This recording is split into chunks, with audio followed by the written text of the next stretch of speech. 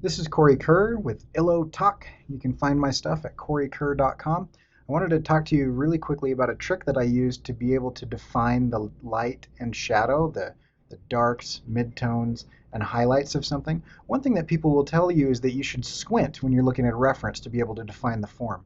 One of the problems with squinting is that it kind of hurts your eyes a little bit. So one thing that you can do is you can go to Filter, Blur, Gaussian blur, and then you run this slider back and forth, and you can kind of see that it's defining the highlights and the shadows. You can see that roughly the highlights are on the right side. So that's filter, blur, Gaussian blur, right?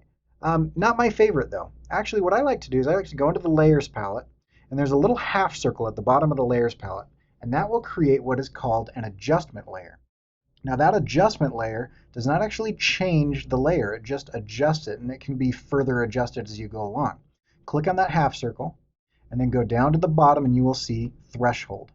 When you choose threshold, it's a very binary situation. It creates an adjustment with a mask. You can see the mask there, and then down here in your properties panel, you can slide this little triangle back and forth and it will adjust to show you your highlights. Now this is a histogram, and you can see that the dark stuff is on the left, the midtones are in between that, and the light values are on the right.